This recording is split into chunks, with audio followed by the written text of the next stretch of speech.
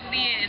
And also for getting your ass down to Yarlswood every week for, I think it's been years. I know it's a horrible journey, and it's a really sometimes distressing thing to do, to visit families, but you've been doing it for years very successfully, and we're really grateful. And well done also to the ex-detainees who are brave enough to come here and campaign again today.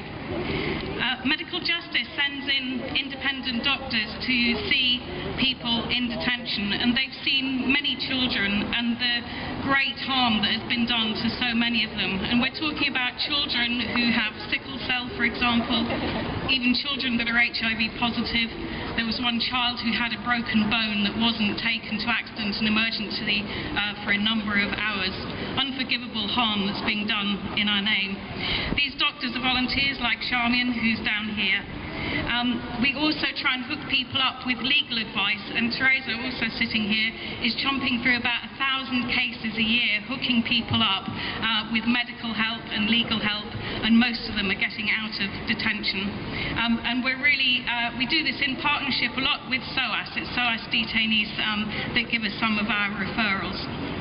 I'm also a bit excited about this announcement to end the detention of children, but I'm a bit cynical as well. I guess my excitement is a bit suspended. One of the reasons why I'm cynical is because we know that the review is going to be headed up by David Wood at UKBA, who I think some of you know is the head of criminality, and I think that kind of sets the scene, the expectation as it were. I'm also cynical because I was looking the other day on the internet and I saw they were meant to end the detention of children in Australia, and yet I saw pictures of 2 little Iranian girls being taken to Christmas Island Detention Centre, and the news report seemed to be quite excited about the fact that they'd managed to give them 2 pink dresses to put them in, so that would be all right then. So things can be rowed back, and we've seen things like things scrapped, like vouchers that have made a comeback, so we have to take measures to make sure these things don't come back again. I think it's interesting to note how we got to this point, and I'm not sure who should take credit for it. I suppose it's been a combination of efforts from a lot of people, and I guess it was basically because it was on the Lib Dem agenda, so good for them and good for the people that lobbied them. And I'm really intrigued to know what happened in the middle of the night, as it were, when they made that coalition document, and they had all of the Lib Dem wish list and the Conservative wish list, and how everything but ending child detention of children, not families, how all of the Lib Dem stuff got traded away. I don't know which people in suits and briefcases did it in the middle of the night, but in a puff, as it were, all of those other good things that the Lib Dems believed in were lost, very sadly. We know that there's going to be a review over 6 weeks. We don't know what structure that's going to take, and it's really important to stick really close to know what form it's going to take so that we can influence it, because influence it we definitely need to, because ending the detention of just children is not enough. We want to end the detention of families. We also want there to be no dawn raids, no separation of families where children or spouses are used as pawns, and no tagging, which has been suggested that might be something that could be done. And we don't want this Glasgow-style thing where people are almost held like under control orders.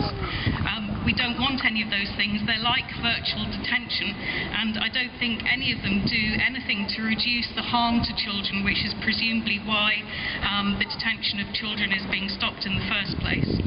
So I think we need to keep very tightly coordinated together during this so-called review, and we have to kind of like have our guns at the ready and be ready to contribute whatever we can during that 6 weeks. And I said that I was very cynical, but I'm wondering if there's a period of innocence where we can really influence it.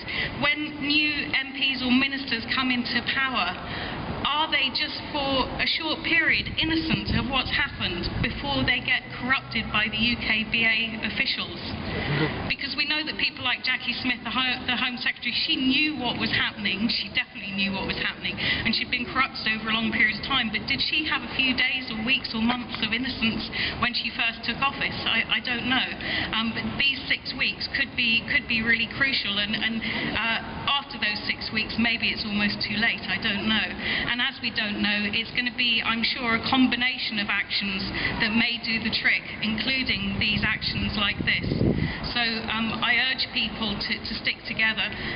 In that vein, we have a meeting on the 14th of June here at SOAS, a medical justice open campaign meeting, and we'll be having speakers like a child psychiatrist and an expert in monitoring social workers to give us more information, and we come together to see what actions we can take going forward. So please do come to that. And I'm looking forward to the day where we can ditch the child detention thing or the family detention thing. Maybe that's done, and maybe we can move on to other vulnerable groups like pregnant women, people who are HIV positive, people who are torture victims. But really, like Bob said, no one is illegal. Thank you.